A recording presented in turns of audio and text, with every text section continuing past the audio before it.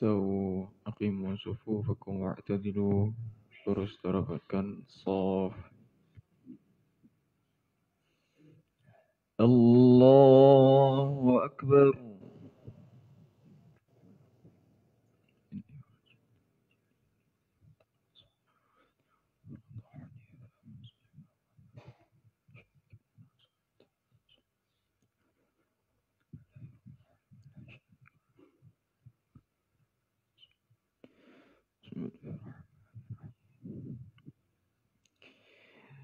الحمد لله رب العالمين الرحمن الرحيم مالك يوم الدين إياك نعبد وإياك نستعين اهدنا الصراط المستقيم صراط الذين أنعمت عليهم غير المغضوب عليهم ولا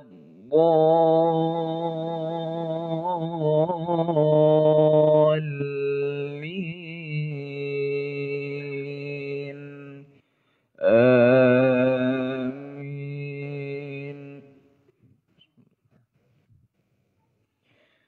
أتى أمر الله فلا تستعجلوه سبحانه وتعالى عما يشركون ينزل الملائكة بالروح من أمره على من يشاء من عباده أن أنذروا أنه لا إله إلا أنا فاتقون خلق السماوات والأرض بالحق تعالى عما يشركون خلق الإنسان من نطفة فإذا هو خصيم مبين والأنعام خلقها لكم فيها دفء ومنافع ومنها تأكلون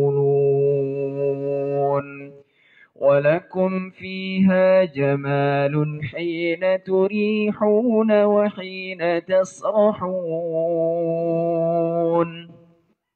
وتحمل أثقالكم إلى بلد لم تكونوا بالغيه إلا بشق الأنفس إن ربكم لرؤوف رحيم والخيل والبغال والحمير لتركبوها وزينة ويخلق ما لا تعلمون وعلى الله قصد السبيل ومنها جائر وعلى الله قصد السبيل ومنها جائر ولو شاء لهداكم أجمعين هو الذي أنزل من السماء ماء لكم منه شراب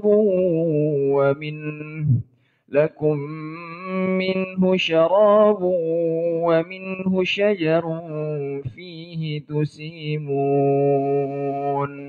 هو الذي أنزل من السماء ماء لكم منه شراب ومنه شجر فيه تسيمون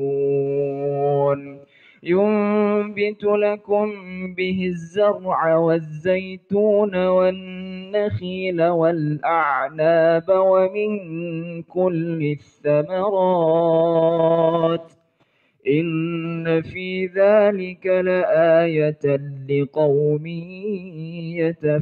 يتفكرون وسخر لكم الليل والنهار والشمس والقمر والنجوم مسخرات بأمره إن في ذلك لآيات لقوم يعقلون وما ذرأ لكم في الأرض مختلفا ألوانه إن في ذلك لآية لقوم يذكرون وهو الذي سخر البحر لتأكلوا منه لحما طريا وتستخرجوا منه حلية تلبسونها وترى الفلك مواخر فيه ولتبتغوا من فضله ولعلكم تشكرون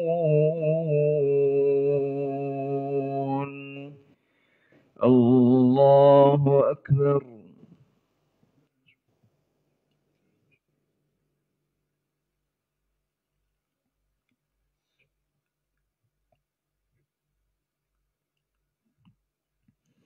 سمع الله لمن حمده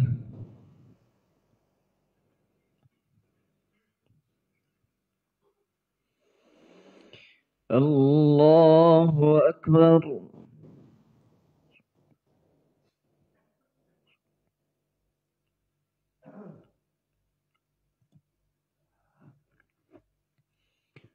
الله أكبر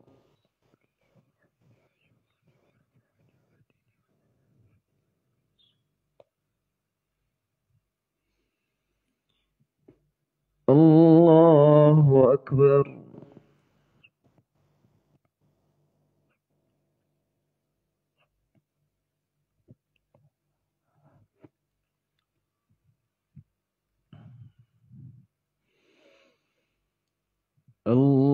الله أكبر الحمد لله رب العالمين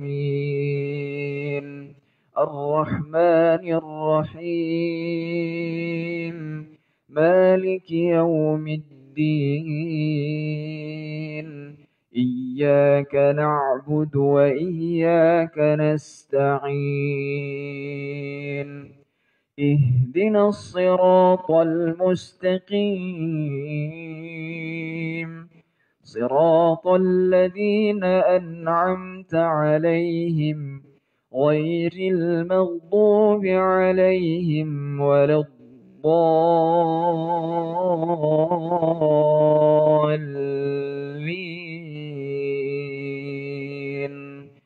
آمين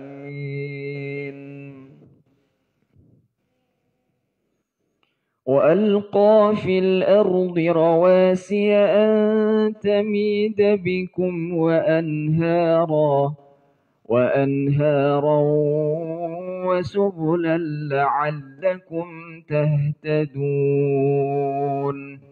وعلامات وبالنجم هم يهتدون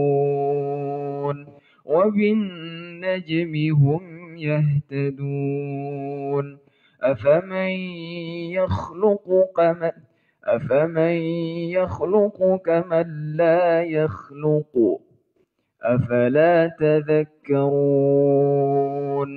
وإن تعدوا نعمة الله لا تحصوها إن الله لغفور رحيم والله يعلم ما تسرون وما تعلنون والذين يدعون من دون الله لا يخلقون شيئا وهم يخلقون. الله أكبر.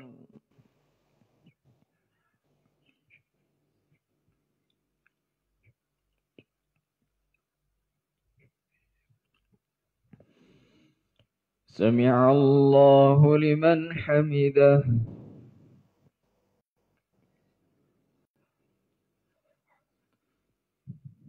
الله أكبر.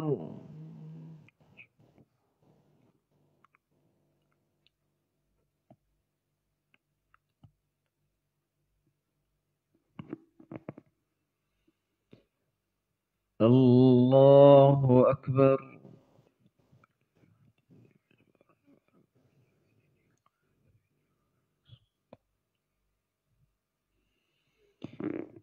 الله أكبر.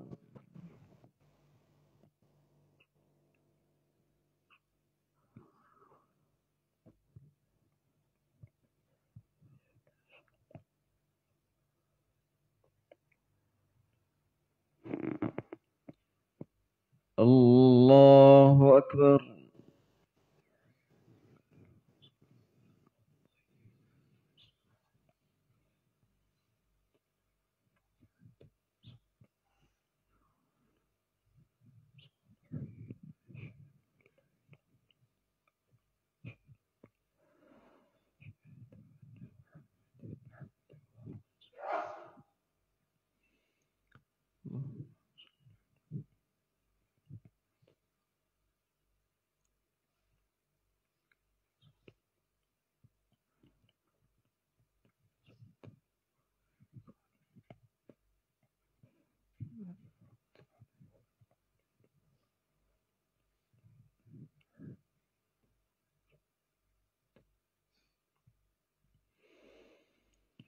السلام عليكم ورحمة الله.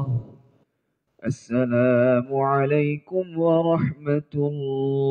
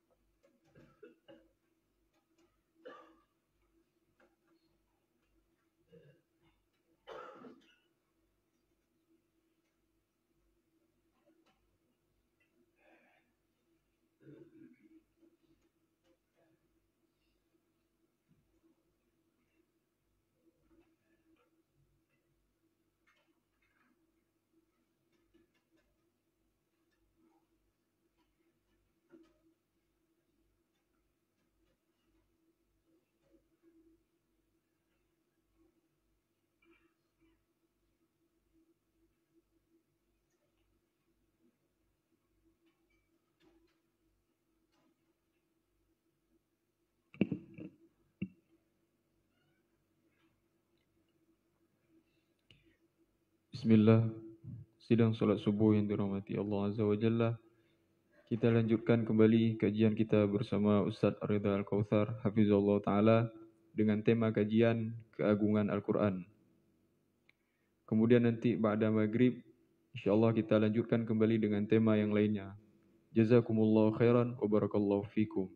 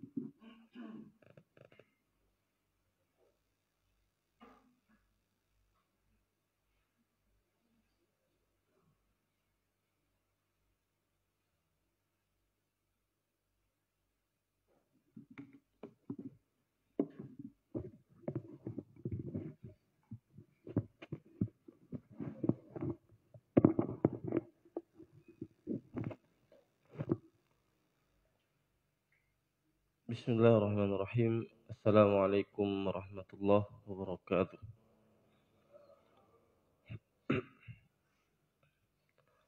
Alhamdulillahilladzi arsala rasulahu bil huda wa dinil haq liyudhhirahu 'ala dini kullihi wa kafa billahi shahida. Ashhadu an la ilaha illallah wahdahu la syarika lah wa ashhadu anna Muhammadan abduhu wa rasuluh. Allahumma salli wa sallim ala hadzal nabiyil karim wa ala alihi wa ashabihi wa man tabi'ahum bi ihsanin ila yaumiddin. Kita bersyukur kepada Allah Subhanahu wa taala atas karunia dan nikmat yang telah diberikan oleh Allah kepada kita semuanya, sehingga dengan semua kenikmatan yang telah diberikan oleh Allah Subhanahu wa taala pada pagi hari ini kita masih bisa untuk melaksanakan kewajiban kita sebagai hamba Allah, menunaikan salat fardu subuh secara berjamaah. Salawat dan salam senantiasa tercurahkan kepada baginda Nabi kita sallallahu alaihi wasallam, kepada keluarga beliau, sahabat beliau dan orang-orang yang setia mengikuti tuntunan risalah yang telah dibawa oleh Nabi kita sallallahu alaihi wasallam hingga hari kiamat kelak. Jamaah subuh yang dimuliakan Allah Subhanahu wa taala. Kita meyakini dan kita memahami bahwa Allah Subhanahu wa taala menciptakan kita hidup di dunia tujuannya adalah untuk beribadah. Wa ma khalaqtul jinna wal insa illa liya'budun. Dan tidaklah kami ciptakan jin dan manusia, kata Allah, kecuali agar mereka beribadah kepadaku. Alladzi khalaqal mauta wal hayata liyabluwakum ayyukum ahsanu amala. Kami ciptakan kehidupan dan kematian, tujuannya adalah untuk menguji manusia siapakah yang paling baik dalam melaksanakan amal ketaatan kepada Allah. Ketika Allah Subhanahu wa taala menjadikan hikmah penciptaan manusia adalah untuk beribadah kepada Allah, maka hendaknya seluruh aktivitas kehidupan kita di dunia pada hari ini kita habiskan dalam rangka untuk melaksanakan ibadah kepada Allah. Ibadah yang Allah Subhanahu wa taala syariatkan kepada kita, ada yang kita tahu hikmah kenapa Allah mensyariatkan ibadah itu, dan ada ibadah yang Allah Subhanahu wa taala syariatkan kepada kita namun kita tidak tahu hikmah kenapa Allah mensyariatkan ibadah tersebut. Kita tidak pernah tahu apa hikmah Allah mensyariatkan solat subuh itu 2 rakaat. Demikian pula kita tidak pernah tahu hikmah kenapa Allah mensyariatkan solat duhur itu 4 rakaat. Kita pun tak pernah tahu orang-orang yang ingin berkurban ketika sampai tanggal 1 Zulhijjah, mereka dilarang untuk memotong rambut, mereka dilarang untuk memotong kuku. Apa hikmah dari syariat itu? Kita tidak pernah tahu. Kebanyakan ibadah yang Allah Subhanahu wa taala syariatkan kepada kita dalam keadaan kita tidak tahu hikmahnya. Semua ibadah yang Allah Subhanahu wa taala syariatkan kepada kita ada hikmah di dalamnya. Akan tetapi hikmah tersebut ada yang kita tahu dan ada yang kita tidak tahu. Bukan syarat suatu ibadah ketika kita tahu hikmahnya. Kita diperintahkan untuk beribadah kepada Allah dalam keadaan kita tahu hikmah kenapa Allah mensyariatkan ibadah itu, atau dalam keadaan kita tidak tahu hikmah Allah mensyariatkan ibadah tersebut, Allah tetap memerintahkan kita untuk beribadah kepadanya. Faham atau tidak? Semua ibadah yang Allah Subhanahu wa taala syariatkan kepada kita ada hikmah di dalamnya. Hikmah tersebut ada yang kita tahu dan ada yang kita tidak tahu. Bukan syarat suatu ibadah itu kita lakukan ketika kita sudah tahu hikmahnya.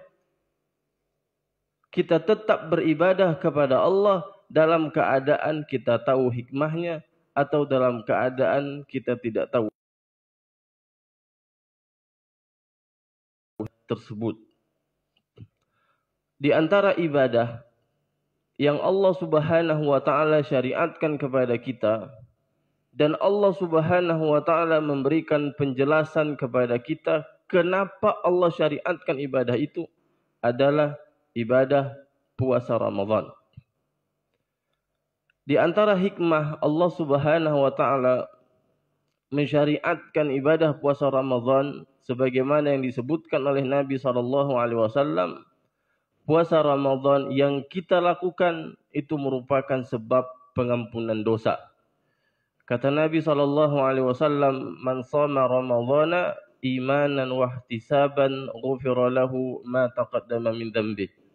Kata Nabi, barang siapa yang berpuasa Ramadan karena iman dan mengharap pahala, maka Allah Subhanahu wa taala akan mengampuni dosanya yang telah lalu.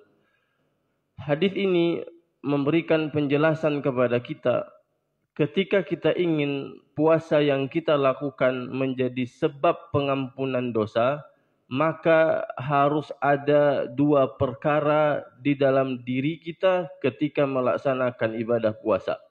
Yang pertama, kita berpuasa karena iman.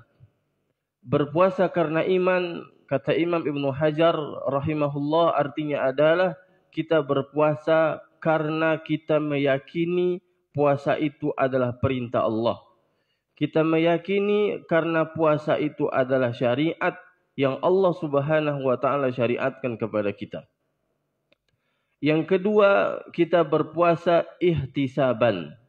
Kita berpuasa karena kita mengharap pahala dari Allah Subhanahu wa taala.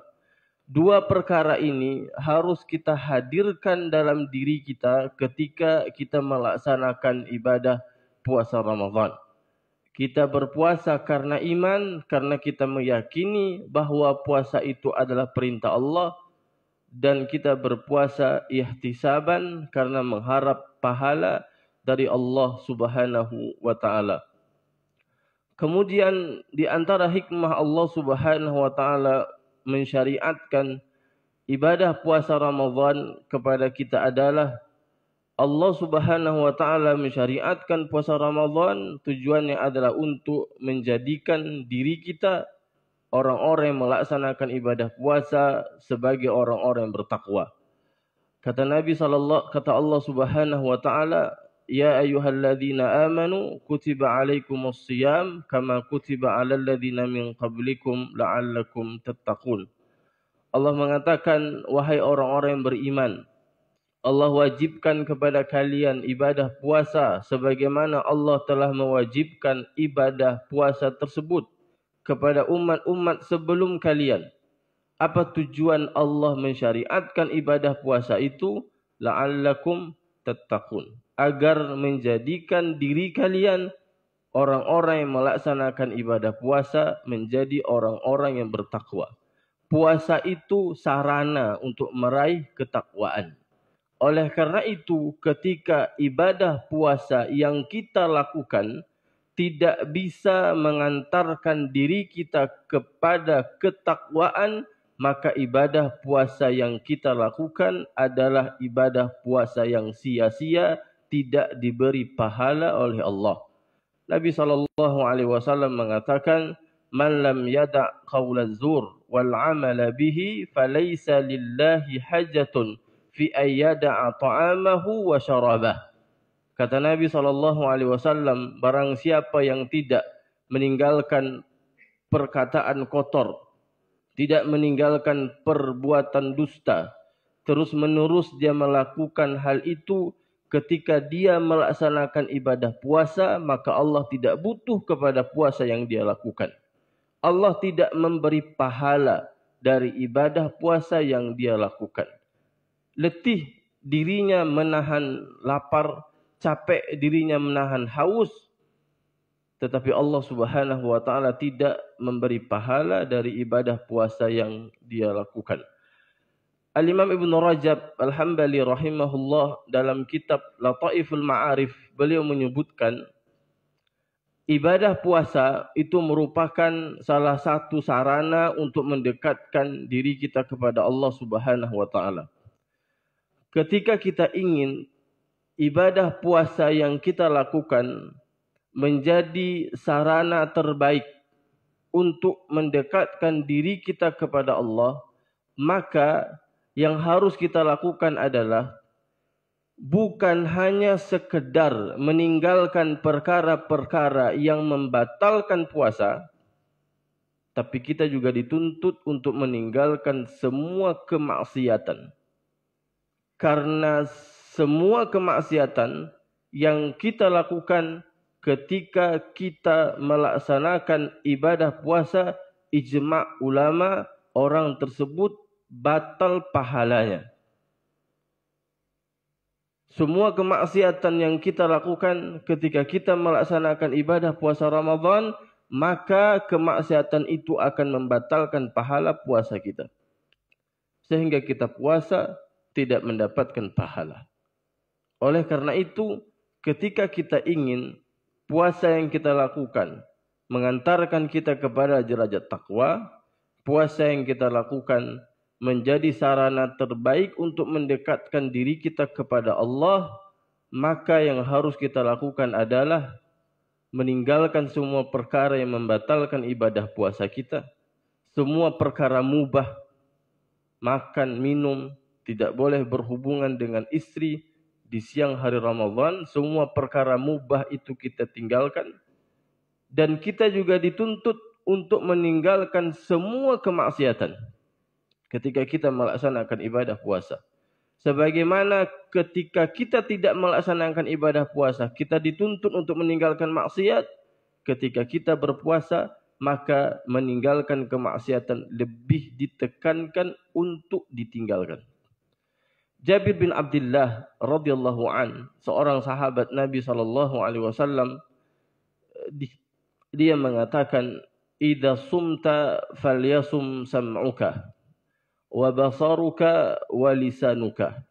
Kata Jabir bin Abdullah radhiyallahu an, apabila engkau berpuasa, maka puasakanlah pendengaranmu, tahanlah pendengaranmu untuk tidak mendengar sesuatu yang diharamkan Allah. Wa basaruka, tahanlah penglihatanmu untuk tidak melihat sesuatu yang diharamkan Allah.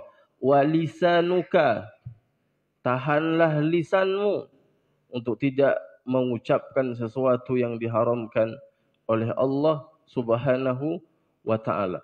Oleh karena itu, ketika kita ingin ibadah puasa yang kita lakukan menjadi ibadah puasa yang berkualitas, maka dituntut kepada kita untuk memperbanyak amal ketaatan ketika kita melaksanakan ibadah puasa Ramadan. Salah satu ibadah yang dituntut oleh Allah Subhanahu wa taala kepada kita untuk kita perbanyak dilakukan ketika kita melaksanakan ibadah puasa Ramadan adalah membaca Al-Quran dan mentadabburi Al-Quranul Karim. Al-Quranul Karim adalah kitab yang agung yang Allah Subhanahu wa taala turunkan kepada kita. Allah Subhanahu wa taala menurunkan Al-Quran tujuannya adalah untuk menjadi petunjuk bagi manusia. Dzalikal kitabu la raiba fi hudal lil muttaqin. Itulah Al-Quran yang tidak ada keraguan di dalamnya, petunjuk bagi orang-orang yang bertakwa. Maka oleh karena itu, ketika kita ingin mendapatkan petunjuk dalam segala hal di kehidupan kita di dunia, maka pelajarilah Al-Quranul Karim. Jamaah subuh yang dimuliakan Allah Subhanahu wa taala. Di antara keagungan kitab suci Al-Quranul Karim Allah Subhanahu wa taala menjadikan semua perkara yang terkait dengan Al-Quran, maka akan menjadikan perkara itu menjadi perkara yang mulia. Semua perkara jika terkait dengan Al-Quran, maka akan menjadikan perkara itu perkara yang mulia di sisi Allah. Allah turunkan Al-Quran di bulan Ramadan, maka jadilah bulan Ramadan menjadi bulan yang paling mulia. Allah Subhanahu wa taala menjadikan malam awalnya turun Al-Qur'anul Karim pada malam Lailatul Qadar, maka jadilah malam Lailatul Qadar menjadi malam paling mulia di sisi Allah. Ketika Allah Subhanahu wa taala turunkan Al-Qur'an kepada Nabi Muhammad sallallahu alaihi wasallam, maka jadilah Nabi Muhammad sallallahu alaihi wasallam menjadi manusia terbaik dan Rasulullah menjadi Rasul terbaik. Semua perkara jika dikaitkan dengan Al-Quran, maka akan menjadikan perkara itu perkara yang mulia di sisi Allah. Maka oleh karena itu, Nabi SAW mengatakan, ya ummul qawma aqra'uhum li kitabillah. Orang yang paling layak untuk menjadi imam di antara kalian adalah orang yang paling mahir tentang Al-Quran. Allah Subhanahu wa taala memuliakan ahli Quran. Nabi SAW juga mengatakan, khairukum man ta'allamal Qur'ana wa 'allamahu. Sebaik-baik orang di antara kalian yang belajar Al-Quran dan mengajarkan Al-Quran. Oleh karena itu, ketika kita ingin menjadi orang yang mulia di sisi Allah, menjadi manusia terbaik di sisi Allah, maka pelajarilah Al-Quran. Karena semua perkara jika terkait dengan Al-Quran, maka akan menjadikan perkara itu perkara yang mulia di sisi Allah Subhanahu wa ta'ala. Kemudian keagungan yang lain dari keagungan kitab suci Al-Quranul Karim, Allah Subhanahu wa ta'ala menjadikan Al-Quranul Karim sebagai mukjizat Nabi sallallahu alaihi wasallam. Mukjizat Al-Quran yang diberikan oleh Allah Subhanahu wa taala kepada Nabi sallallahu alaihi wasallam berbeda dengan mukjizat yang Allah Subhanahu wa taala berikan kepada nabi dan rasul terdahulu. Mukjizat nabi dan rasul terdahulu hanya bisa dilihat, hanya bisa disaksikan oleh umat yang hidup pada masa nabi dan rasul tersebut. Yang bisa melihat mukjizat Nabi Musa alaihissalam, tongkat bisa berubah menjadi ular, adalah orang hidup pada masa Nabi Musa. Yang bisa melihat mukjizatnya Nabi Saleh, onta keluar dari batu, adalah orang yang hidup pada masa Nabi Saleh. Yang bisa melihat mukjizatnya Nabi Isa alaihissalam, bisa menghidupkan orang mati, adalah orang hidup pada masa Nabi Isa. Berbeda dengan Al-Quran. Al-Quran bisa dilihat oleh manusia sampai hari kiamat. Mukjizat Al-Quran yang Allah Subhanahu wa taala berikan kepada Nabi sallallahu alaihi wasallam bisa disaksikan oleh manusia sampai hari kiamat. Berbeda dengan mukjizat nabi dan rasul terdahulu. Kita tidak tahu bagaimana hakikat daripada mukjizat Nabi Musa alaihissalam. Hakikat tongkat Nabi Musa kita tidak tahu. Kita tidak tahu bagaimana cara Nabi Isa alaihissalam menyembuhkan orang yang telah mati, menghidupkan orang yang telah mati. Kita tidak tahu bagaimana hakikat mukjizat ontanya Nabi Saleh. Kenapa kita tidak tahu? Karena kita tidak hadir waktu itu. Tapi mukjizat Al-Quran yang Allah Subhanahu wa taala berikan kepada Nabi Muhammad sallallahu alaihi wasallam bisa kita saksikan sampai hari kiamat nanti. Ini menunjukkan kepada kita akan keagungan Al-Quran. Sidang jamaah yang dimuliakan Allah Subhanahu wa taala. Itu keagungan yang kedua. Kemudian di antara keagungan yang lain yang menunjukkan akan keagungan dari kitab suci Al-Qur'anul Karim, semua kitab suci yang Allah Subhanahu wa taala turunkan kepada para nabi dan para rasul tidak dijaga oleh Allah, yang Allah jaga hanya Al-Quran. Al-Hafidh Ibn Hajar rahimahullahu ta'ala menyebutkan ketika beliau menjelaskan ayat walaqad yassarna al-Qur'ana lidzikri fahal min muddakir. Dan sungguh Allah Subhanahu wa taala telah menjadikan Al-Qur'an sebagai kitab suci yang mudah untuk dihafal. Adakah orang-orang di antara manusia yang mau menghafalkannya? Kata Imam Ibn Hajar rahimahullahu taala, "Li'anna hifdhat Taurati wal Injil lam yakun mutayassiran katayassuri hifdzil Qur'an alladhi khussat bihi hadhil ummah."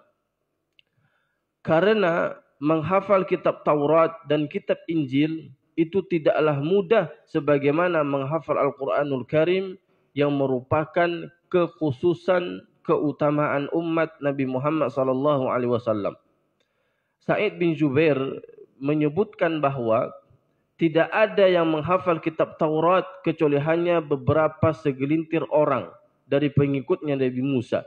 Nabi Musa, Yusha' bin Nun, itu yang menghafal kitab Taurat, dan Uzair.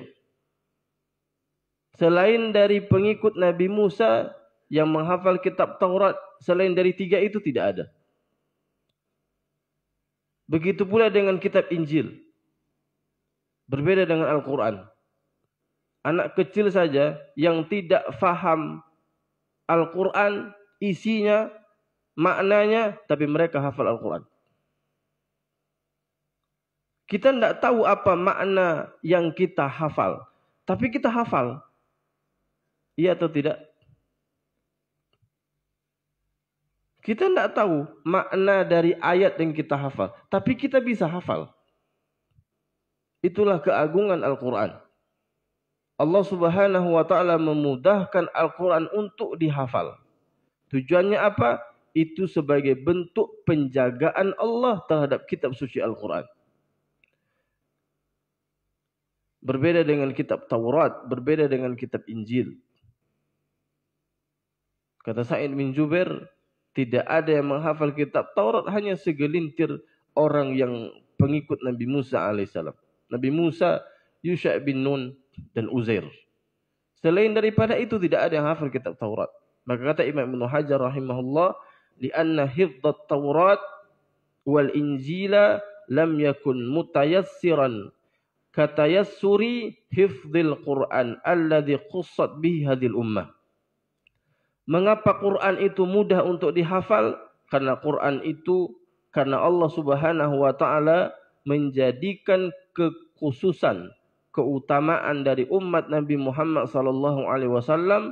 Allah menjadikan Al-Quran itu mudah untuk dihafal. Maka Allah Subhanahu wa taala sebutkan di dalam ayat tadi, walaqad yassarnal Qur'ana lidzikri fahal min muddakir. Allah Subhanahu wa taala memudahkan Al-Quran itu untuk dihafal. Adakah orang-orang yang mau menghafalkan Al-Quran tersebut? Sidang jamaah yang dimuliakan Allah Subhanahu wa taala. Imam Al-Qurtubi rahimahullah dalam kitab tafsirnya, ketika beliau menjelaskan ayat inna nahnu nazzalna dzikra wa inna lahu lahafizun, sesungguhnya kami yang menurunkan Al-Quran dan kami yang akan memeliharanya. Ketika menafsirkan ayat ini, Imam Al-Qurtubi rahimahullah dalam kitab tafsirnya menyebutkan sebuah riwayat, cerita Khalifah Al-Ma'mun pada masa dinasti Abbasiyah. Setiap tahunnya beliau itu mengadakan muktamar, diskusi ilmiah Jadi diundang semua para ulama untuk berbicara di muktamar itu.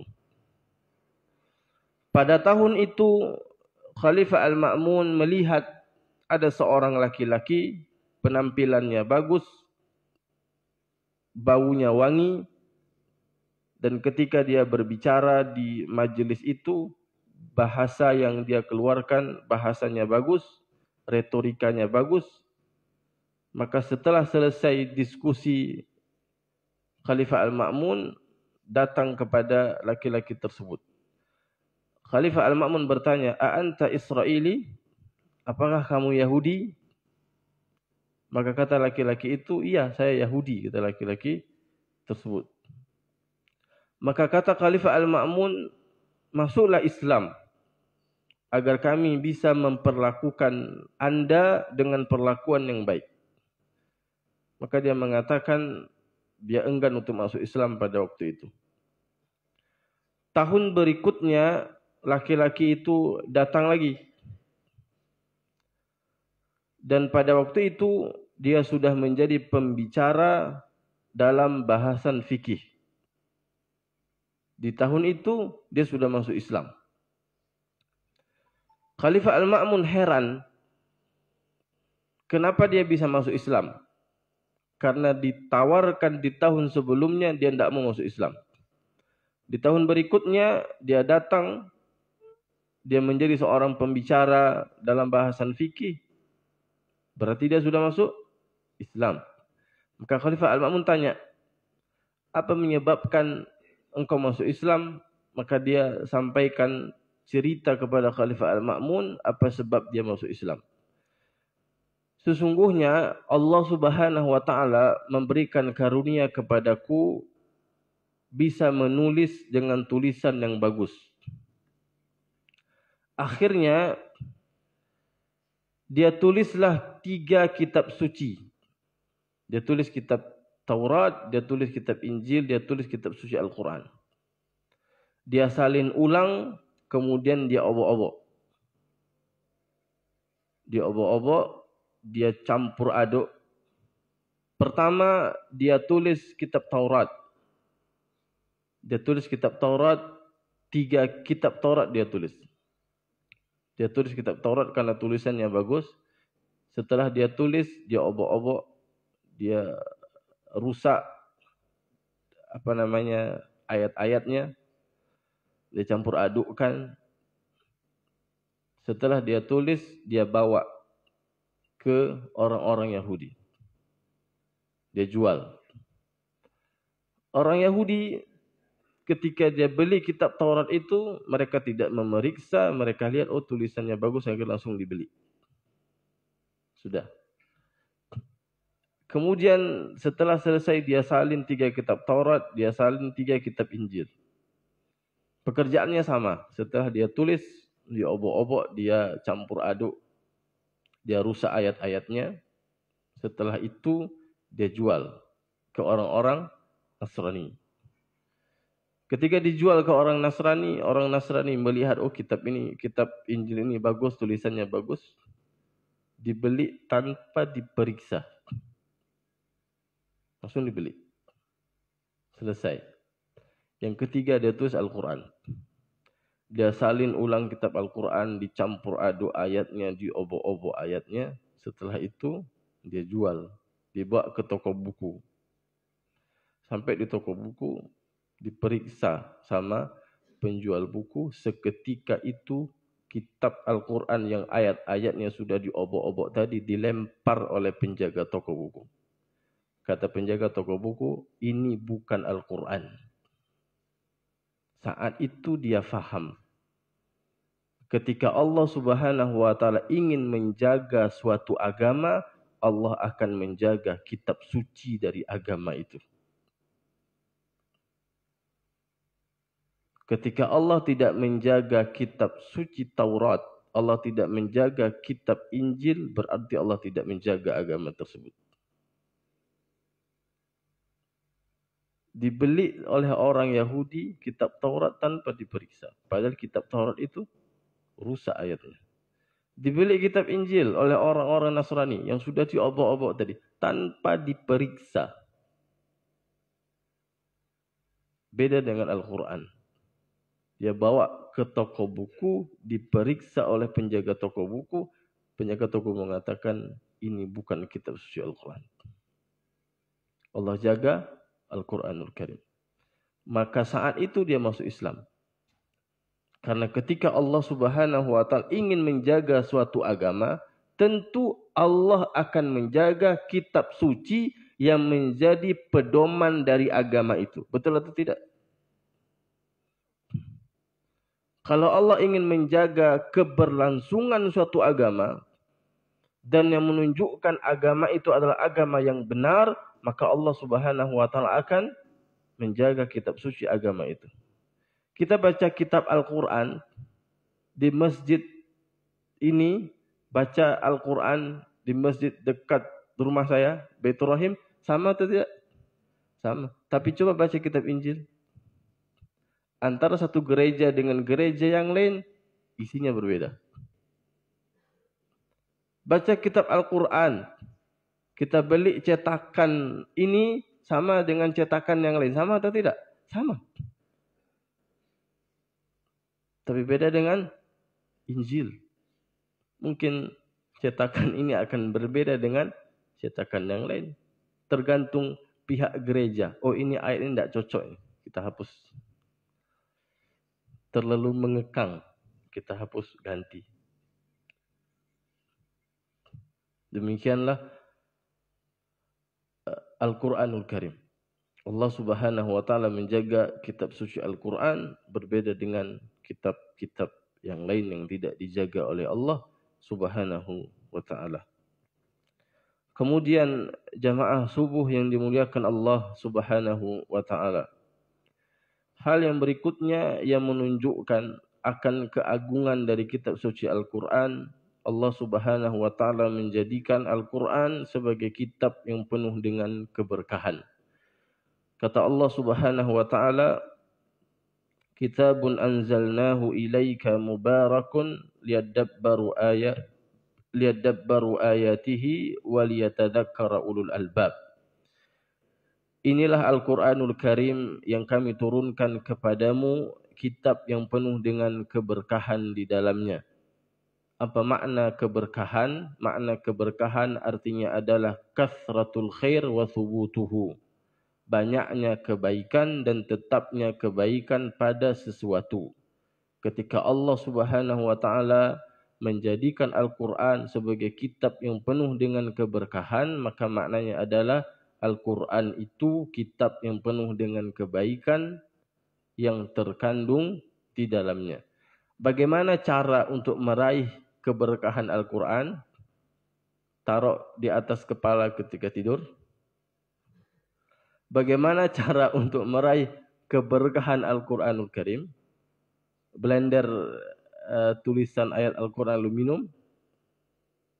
Atau menjadikan kitab suci Al-Quran yang kecil itu yang enggak bisa dibaca, taruh di dompet jadi jimat. Atau gimana? Allah Subhanahu wa Ta'ala telah menjelaskan kepada kita gimana cara meraih keberkahan Al-Quran. Ulama menyebutkan ada beberapa perkara yang harus kita lakukan ketika kita ingin meraih keberkahan Al-Quran. Yang pertama, al-istima', mendengarkan ayat suci Al-Quran. Ketika dibacakan ayat suci Al-Quran, maka kita dengarkan. فَإِذَا قُرِئَ الْقُرْآنِ فَإِذَا قُرِئَ الْقُرْآنِ فَاسْتَمِعُوا لَهُ وَأَنصِتُوا لَعَلَّكُمْ تُرْحَمُونَ. Apabila dibacakan Al-Quran, maka dengarkan dengan baik, perhatikan dengan tenang, agar kalian mendapatkan rahmat. Ini yang pertama, al-istima'. Yang kedua, at-tilawah, membaca Al-Quran. Kemudian yang ketiga, al-hifz, menghafal Al-Quranul Karim. Kemudian yang keempat, at-tadabbur. Tadabbur itu kata Syekh Utsaimin rahimahullah, at-ta'ammul fil alfaz lil wusuli ila ma'aniha. Mencermati lafaz-lafaz dari ayat Al-Quran sehingga kita sampai kepada pemahaman akan makna ayat yang kita baca. Itu makna tadabbur. Jadi kita baca Quran sambil kita perhatikan artinya atau kita perhatikan tafsirnya sehingga kita tahu oh ini maknanya. Itu makna tadabbur. Dan membaca Al-Quran dengan tadabbur, kata Imam Ibnu Qayyim, itu lebih baik daripada mengkhatamkan Al-Quran tanpa tadabbur. Kita baca beberapa ayat suci Al-Quran dengan tadabbur, itu lebih baik daripada mengkhatamkan Quran tanpa tadabbur. Kata Imam Ibnu Qayyim rahimahullah. Maka oleh karena itu di bulan Ramadan nantinya kita punya waktu untuk membaca Al-Quran dan kita sediakan waktu khusus untuk tadabbur. Kemudian yang selanjutnya, cara untuk meraih Al-Quran, al-amal. Mengamalkan kandungan Al-Quran. Itu 5 perkara yang harus kita lakukan ketika kita ingin meraih keberkahan Al-Quran. Yang pertama, al-istima'. Mendengarkan Al-Quran dengan baik ketika Al-Quran dibaca. Yang kedua, at-tilawah. Kita membaca Al-Quranul Karim. Kemudian yang ketiga, al-hifadz, menghafal Al-Quran. Yang keempat, at-tadabbur, mencermati makna dari ayat yang kita baca. Kemudian yang kelima, al-amal, mengamalkan petunjuk Al-Quran. Jangan sampai kita menjadi orang yang baca Al-Quran tapi Quran mencela kita. Apa maksudnya? Kita baca ayat tentang larangan tetapi kita melakukan larangan. Kita baca ayat-ayat tentang perintah tetapi kita tidak melakukan perintah itu. Itu maknanya. Pembaca Al-Quran tapi Al-Quran mencela pembacanya. Dia baca Quran tetapi Al-Quran mencela orang yang membacanya. Dia baca Quran, bertemu dengan ayat-ayat tentang larangan, tapi dia melakukan larangan itu. Berarti dia membaca Al-Quran, Al-Quran mencela pembacanya. Dia berjumpa dengan ayat-ayat tentang perintah, tapi dia tidak melakukan perintah itu. Itu makna orang-orang yang membaca Al-Quran, tetapi Al-Quranul Karim mencela orang yang membacanya. Oleh karena itu, ketika kita sudah mengetahui azamatul Quran, tentunya keagungan Al-Quran itu banyak yang tidak mungkin kita sebutkan semuanya di kesempatan pagi hari ini. Ketika kita sudah mengetahui keagungan dari kitab suci Al-Quran, semoga ini menjadi motivasi bagi kita untuk bisa memperbanyak membaca Al-Quranul Karim, memperbanyak untuk mentadabburi Al-Quranul Karim di bulan Ramadan nantinya. Al-Imam Az-Zuhri disebutkan, kana Az-Zuhri idza dakhala Ramadan qala fa inna ma huwa tilawatul Quran wa it'amut ta'am. Kata disebutkan tentang Imam Az-Zuhri adalah Imam Az-Zuhri rahimahullah ketika masuk bulan Ramadan maka beliau mengatakan inilah bulan untuk memperbanyak membaca Al-Quranul Karim dan bulan untuk memperbanyak memberikan makan kepada orang-orang yang membutuhkan, memberikan makan kepada orang-orang yang berpuasa. Kita memberikan makanan kepada orang yang berbuka, maka kita akan dapat pahala puasa sebagaimana orang yang berpuasa tanpa mengurangi pahalanya. Ketika kita ingin mendapatkan pahala puasa, double berarti pahala puasa, berarti kita berikan makan kepada orang yang berbuka puasa. Demikian pula Qatadah bin Da'amah As-Sadusi rahimahullah disebutkan, kana Qatadah yakhtimul Qur'ana fi 7 wa idza jaa Ramadan khatama fi kulli 3 fa idza jaa al-'ashru khatama kulli lailah. Khatama kulla lailah.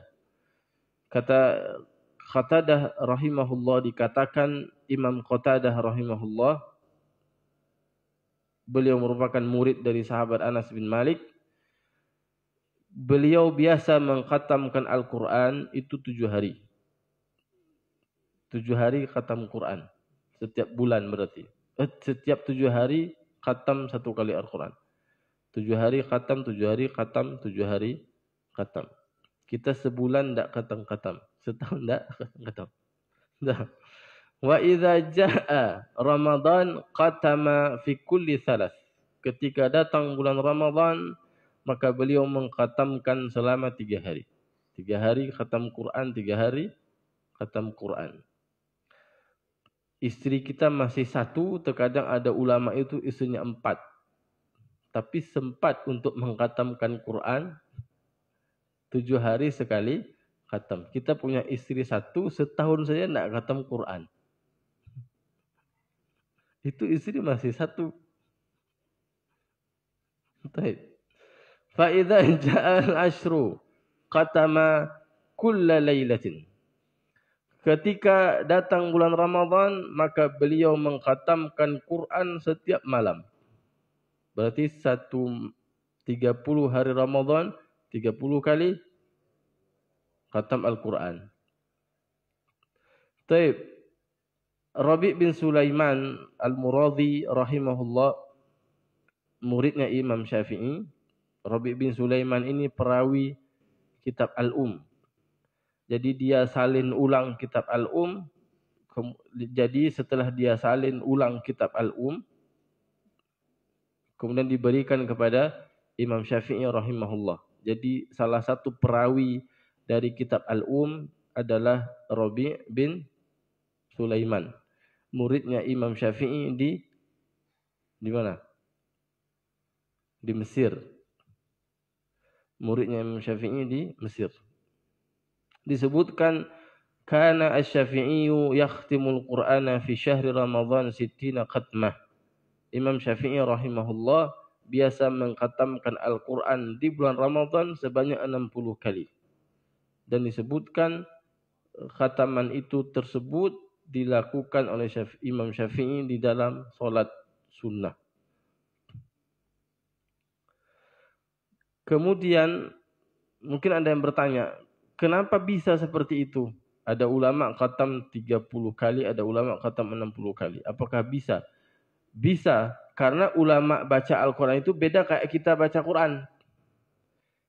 Kita kalau baca Quran musantok-santok. Dang taperah musantok-santok yang ada kadang 5 minit. Kalau ulama, mereka hafal Quran. Di mana saja mereka duduk, ya mereka baca Al-Quran mungkin. Dan membaca Al-Quran di hafalan itu tidak perlu suci dari hadas kecil. Kita membaca Quran, cari Quran dulu. 4 Quran. Akhirnya habis waktu. Galamun santok-santok mana? Ya. Ulama mungkin berbeda dengan kita. Mereka bisa 30 kali, bisa 60 kali. Karena penguasaan mereka terhadap kitab suci Al-Quranul Karim. Dan terkadang sebagian dari kita timbul kebosanan karena kita tidak menikmati bacaan Al-Quran kita sendiri. Kenapa? Karena bacaan Quran kita tidak benar. Karena Quran itu sedikit saja ketukannya, bukan apa ketukan, istilahnya ya nadanya sedikit saja berbeda, itu akan lain. Quran itu bukan syair dan Al-Quran itu bukan kitab syair. Tetapi sedikit saja berbeda apa? Ya, ketukannya atau nadanya sedikit saja, matnya berkurang atau tajwidnya kurang, itu mungkin akan berbeda. Kenapa kita bisa menikmati bacaan Al-Quran yang Ustaz Hamzah? Kenapa? Kita nikmati. Kenapa? Karena bacaan Al-Qurannya bagus. Kita kenapa tidak menikmati bacaan Al-Quran kita? Kenapa? Timbul kebosanan, ada atau tidak? Ketika kita baca Quran, kita seakan-akan tidak ingin baca Quran. Kenapa? Karena kita tidak nikmati bacaan Quran kita. Coba kalau kita nikmati. Ada ayat yang kita sudah hafal ayat tersebut. Kita nikmati tidak ketika kita baca? Kita sudah tahu bacaannya itu benar. Kita nikmati atau tidak? Kita nikmati sehingga mudah kita baca. Ya, maka PR yang harus kita lakukan oleh diri kita semuanya, karena belajar Quran itu seumur hidup. Sebagaimana kita belajar mempelajari tauhid, seperti itu pula kita belajar Al-Quran seumur hidup, tidak pernah berhenti untuk belajar Al-Quranul Karim. Kemudian jamaah yang dimuliakan Allah Subhanahu wa ta'ala, juga disebutkan oleh Imam Ibn Rajab dalam kitab Lataiful Ma'arif tentang Ibnu Asakir rahimahullah. Kana muwadhiban ala salatil jama'ati wa tilawatil Qur'an yakhtimu kulla jumu'atin wa yakhtimu fi Ramadan kulla yawmin. Ibnu Asakir rahimahullah, beliau adalah orang yang biasa merutinkan salat jamaah dan senantiasa membaca Al-Quran. Beliau membiasakan mengkhatamkan Quran setiap pekan, berarti 7 hari sekali. Dan ketika datangnya bulan Ramadan, maka beliau mengkhatamkan Al-Quran setiap hari. Kalau kita mungkin tidak akan bisa seperti para ulama, tapi berusahalah untuk mengkhatamkan Al-Quran di bulan Ramadan walaupun hanya sekali. Berusahalah untuk mengkhatamkan Al-Quran di bulan Ramadan walau hanya sekali.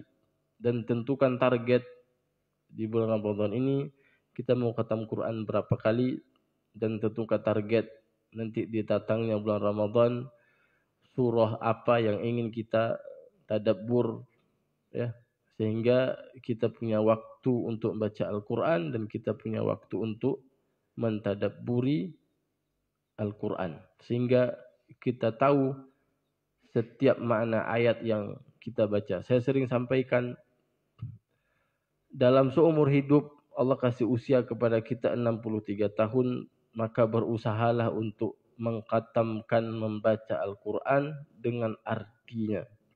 Walaupun sekali. Walaupun sekali. Membaca Al-Quran dengan artinya. Atau kita khatamkan membaca Al-Quran dengan tafsirnya. Walaupun hanya sekali dalam seumur hidup kita. Itu yang menjadi PR bagi kita semuanya. Saya dan kita semuanya. Maka berusahalah untuk bisa mengkhatamkan Al-Quran dan mentadabburi Al-Quran. Jangan pernah kita sia-siakan datangnya bulan Ramadan. Semua di antara kita, jika Allah panjangkan umur, kita akan berjumpa dengan bulan Ramadan. Semua orang di antara kita, ketika Allah panjangkan umur, kita akan menikmati suasana Ramadan. Tapi tidak semua orang yang bertemu dengan bulan Ramadan mendapatkan keberkahan bulan Ramadan. Saya ulangi, semua orang di antara kita, jika Allah panjangkan umur nanti sampai terbitnya hilal bulan Ramadan, dia akan berjumpa dengan bulan Ramadan. Dia akan menikmati suasana Ramadan itu. Dia akan nikmati suasana berbuka puasa. Dia akan nikmati suasana orang melaksanakan sholat tarawih. Dia akan nikmati suasana orang makan sahur. Akan dia nikmati itu. Tapi tidak semua orang yang bertemu dengan bulan Ramadan pasti dapat keberkahan bulan Ramadan. Betapa banyak orang di antara kita bertemu dengan bulan Ramadan, keadaan dia di bulan Ramadan dengan keadaan dia di luar bulan Ramadan sama. Sama-sama sibuk dalam perkara mubah dan tidak menyibukkan diri dalam perkara ketaatan. Maka Nabi SAW mengatakan, Raghima anfun rajulun adraka Ramadan summan salak falam yughfar lahu. Tersungkur hidung seseorang, kata Nabi. Kalimat kinayah yang bermakna orang itu celaka. Siapa itu? Orang-orang yang bertemu dengan bulan Ramadan, Ramadan kemudian pergi meninggalkannya. Dalam keadaan dia tidak mendapatkan ampunan Allah.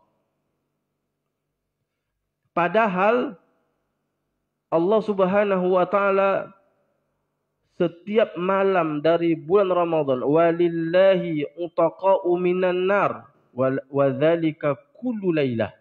Kata Nabi SAW, akan ada manusia dibebaskan oleh Allah setiap malam di bulan Ramadan.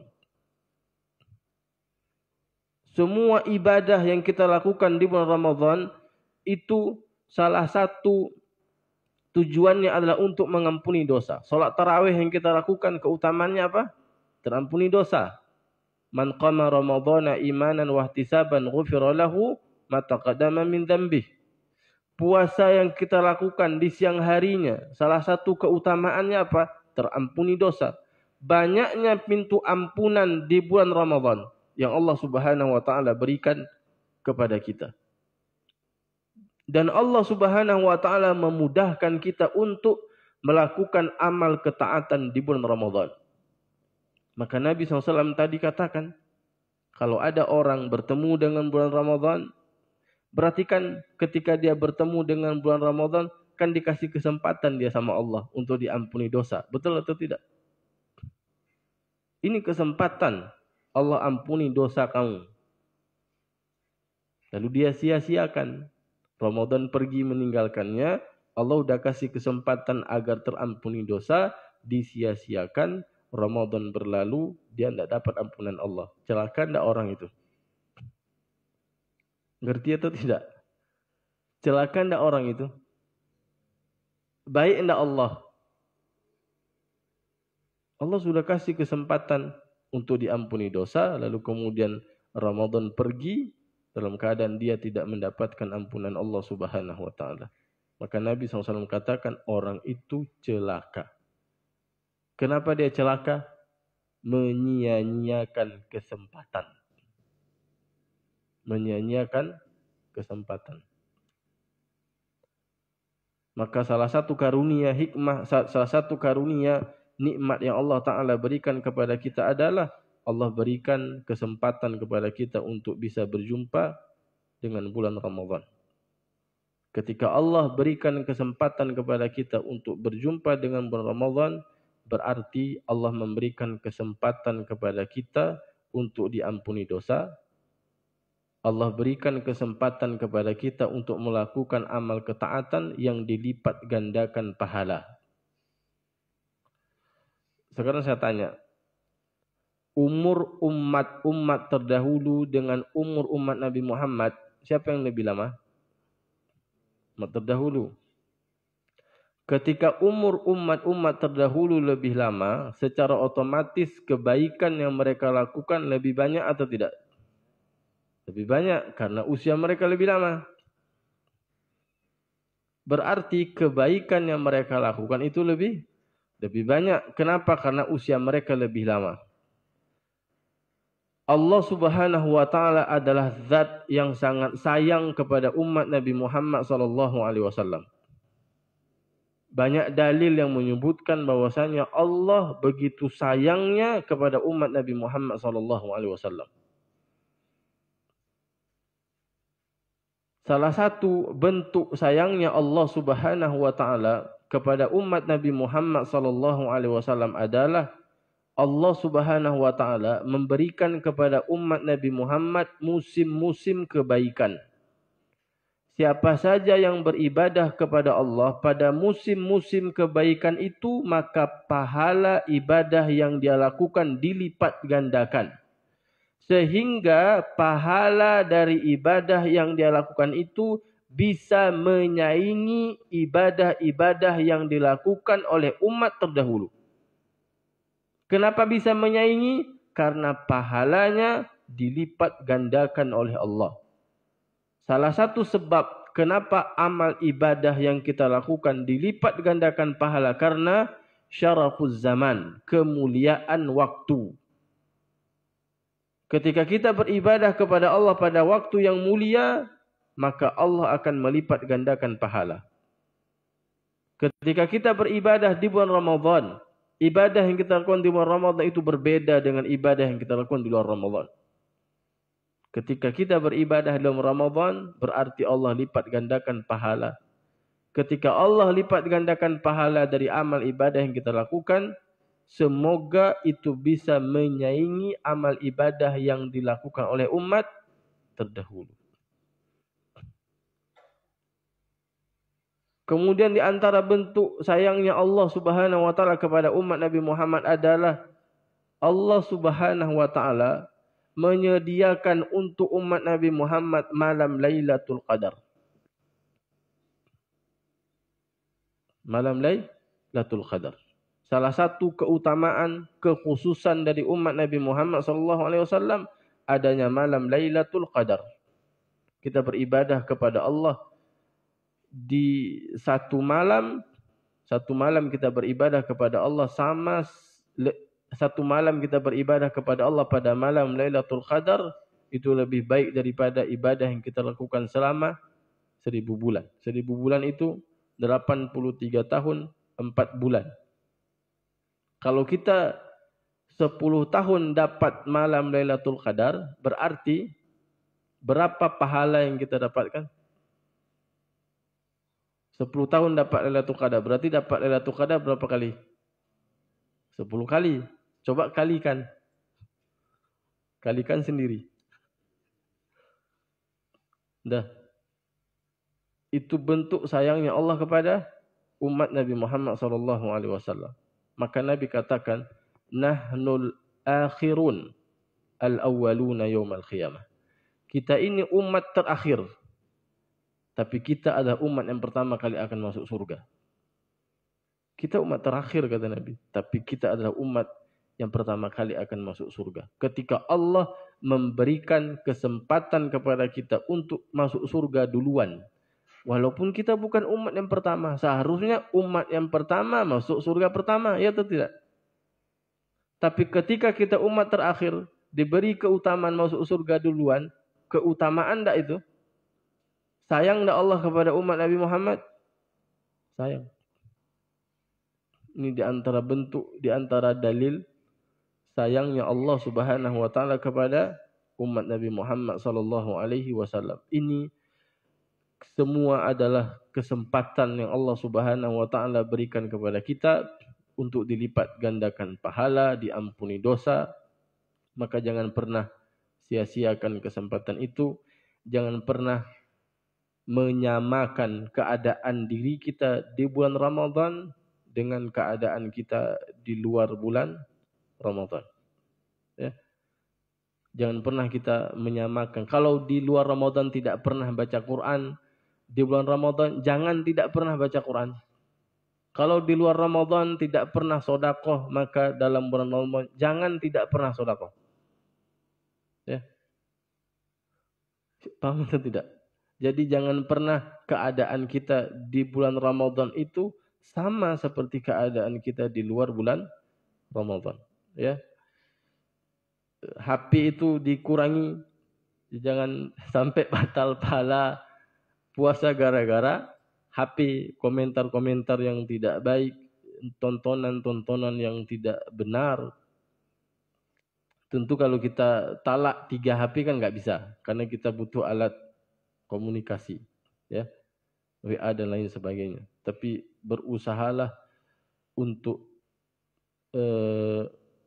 tidak menghabiskan waktu dengan HP. Dan Al-Quran itu lebih baik dibaca di mushaf, jangan dibaca di HP. Nanti kalau kita sudah baca pakai HP, masuk WA sudah sibuk sama WA. Dikirim link video YouTube, akhirnya buka link tersebut, terbuka YouTube, dah sibuk sama YouTube. Akhirnya tidak ada lagi kesempatan untuk membaca Al-Quranul Karim. Ini kesempatan yang Allah Subhanahu wa taala berikan kepada kita, maka jangan pernah sia-siakan kesempatan itu. Lebih dan kurang kami mohon maaf. Wassallallahu wasallam ala nabiyina Muhammadin wa ala alihi wa sahbihi ajma'in. Subhanakallahumma wa bihamdik, asyhadu an la ilaha illa anta, astaghfiruka wa atubu ilaik. Assalamualaikum warahmatullahi wabarakatuh.